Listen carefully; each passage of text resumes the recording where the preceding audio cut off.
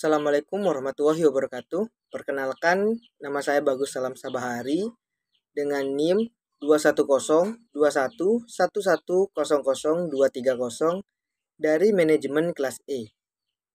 Di sini saya akan menjelaskan materi tentang populasi, sampel, dan teknik sampling. Yang pertama ada populasi. Populasi adalah wilayah generalisasi yang terdiri atas objek atau subjek yang mempunyai kualitas dan karakteristik tertentu yang ditetapkan oleh peneliti untuk dipelajari dan kemudian ditarik kesimpulannya.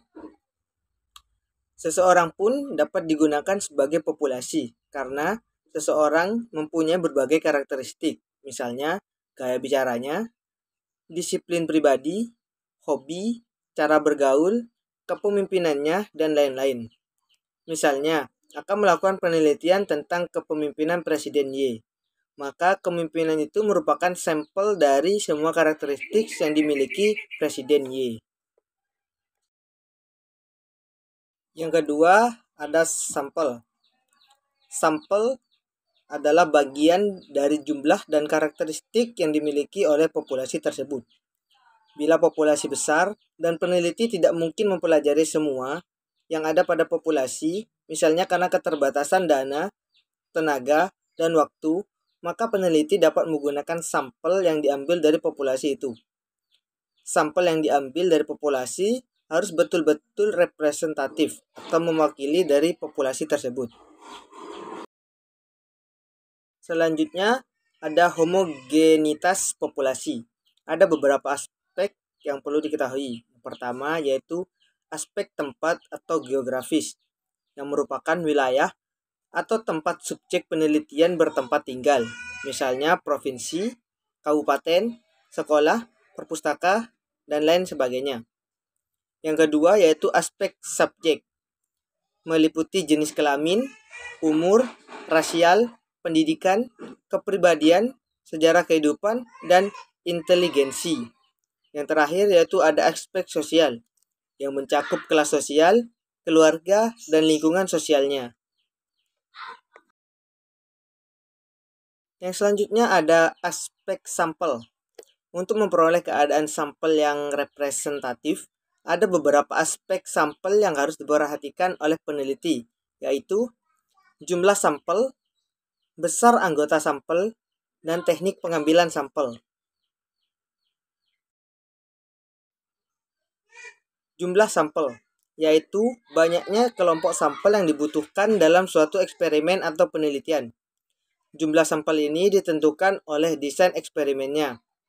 Melakukan komparasi antara kelompok eksperimen dan kontrol, maka jumlah sampel yang dibutuhkan dua atau komparasi dua perlakuan pada satu sampel atau kelompok amatan ulang.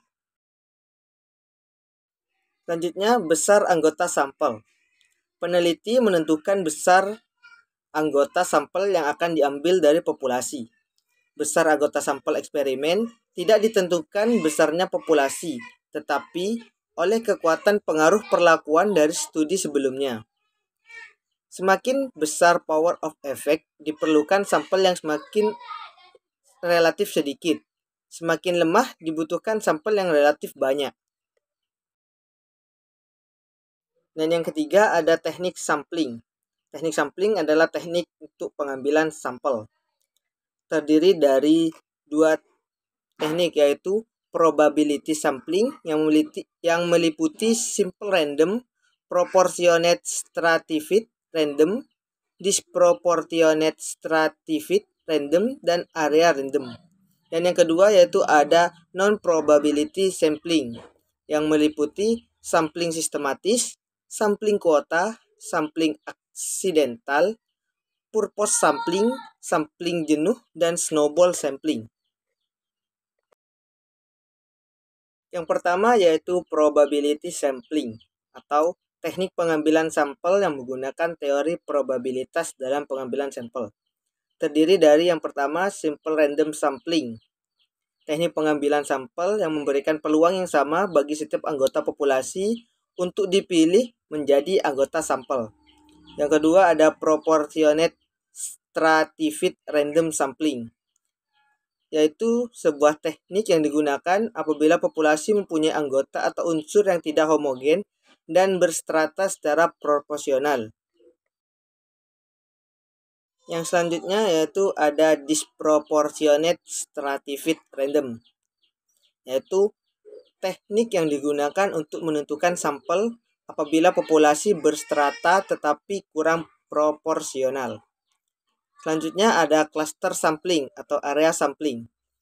Digunakan untuk menentukan sampel bila objek yang akan diteliti atau sumber data sangat luas, misalkan penduduk dari suatu negara, provinsi, atau kabupaten. Untuk menentukan penduduk mana yang akan dijadikan sumber data, maka pengambilan sampelnya berdasarkan daerah populasi yang ditetapkan. Jenis selanjutnya yaitu ada non-probability sampling atau teknik pengambilan sampel yang tidak menggunakan teori probabilitas. Terdiri dari sampling sistematis, yaitu teknik pengambilan sampel berdasarkan urutan sistematis dari populasi anggota yang telah diberi nomor urut. Yang kedua ada sampling kuota atau teknik untuk menentukan sampel dari populasi yang mempunyai ciri-ciri tertentu sampai jumlah kuota yang diinginkan. Yang ketiga ada sampling incidental atau teknik pengambilan sampel berdasarkan kebetulan, yaitu siapa yang secara kebetulan bertemu dengan peneliti yang digunakan sebagai sampel. Selanjutnya ada sampling purposive, teknik pengambilan sampel dengan pertimbangan tertentu seperti keahliannya.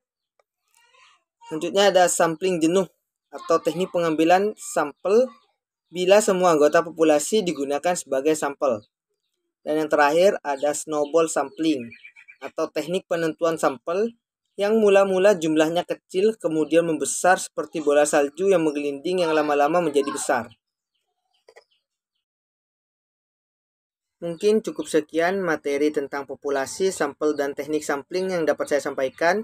Apabila ada kesalahan saya mohon maaf. Wabillahi taufiq wal hidayah. Wassalamualaikum warahmatullahi wabarakatuh.